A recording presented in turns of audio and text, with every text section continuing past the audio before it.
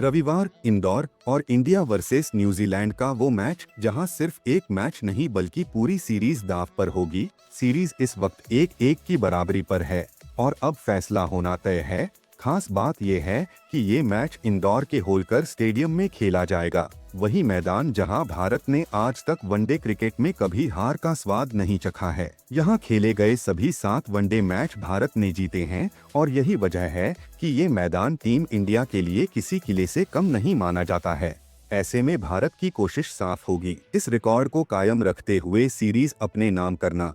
लेकिन इस मैच में सबसे ज्यादा नजरें टिकी होंगी रोहित शर्मा पर। इस सीरीज में रोहित से जिस तरह के परफॉर्मेंस की उम्मीद थी वो अब तक देखने को नहीं मिला है। उनका एग्रेसिव स्टाइल वनडे मैचों में भारत की स्ट्रैटेजी का मेन पार्ट रहा है, लेकिन बार बार जल्दी आउट होने से उन पर थोड़ा प्रेशर जरूर बढ़ा है।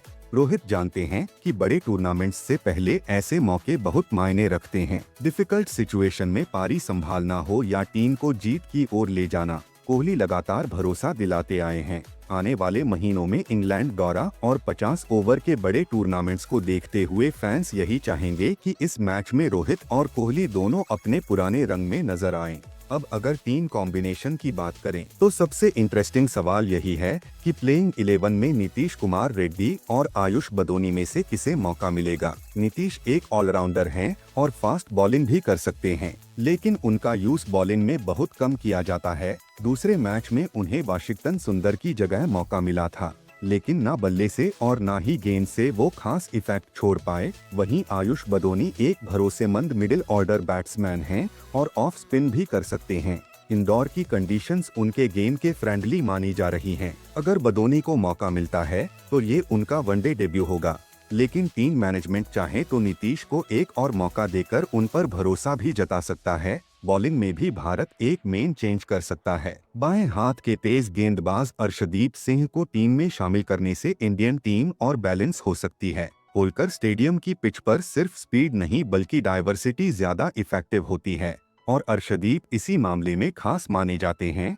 न्यू बॉल से स्विंग कराना, विकेट को निशाना बनाकर गेंदबाजी करना और डेथ ओवर्स में सटीक यॉर्कर डालना उनकी बड़ी ताकत है। अर्शदीप के आने से फास्ट बॉलिंग यूनिट मजबूत होगी और स्पिनरों पर भी दबाव कम पड़ेगा। लेकिन सबसे बड़ा सवाल यही है कि अगर अर्शदीप खेलते हैं तो बाहर कौन जाएगा। मोहम्मद सिराज को नई गेंद से उनके रोल की वजह से बाहर करना मुश्किल है।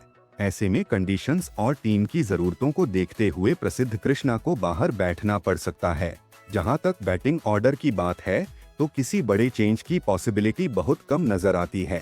केएल राहुल नंबर 5 पर जिस तरह से रिस्पॉन्सिबिलिटी निभा रहे हैं, उसने टीम मैनेजमेंट को काफी भरोसा दिया है। प्रेशर में शांत रहना, पारी को आगे ले जाना और जरूरत पड़ने पर रन स्पीड बढ़ाना, राहुल इस रोल में पूरी तरह फिट बैठते दिख रहे हैं। इसलिए टीम इंडिया इस सक्सेसफुल कॉम्बिनेशन को छेड़ना शायद नहीं चाहेगी। कुल मिलाकर इंदौर में होने वाला ये मुकाबला सिर्फ एक और वनडे मैच नहीं है, ये इंडिया की लेगेसी, प्लेयर्स की फॉर्म और सीरीज के फ्यूचर का फैसला करेगा। अब देखना ये है कि क्या भारत एक बार फिर होलकर स्टेडियम में अपना दबदबा कायम रख पाएगा या न्यूजीलैंड इस किले को भेदने में कामयाब होगा।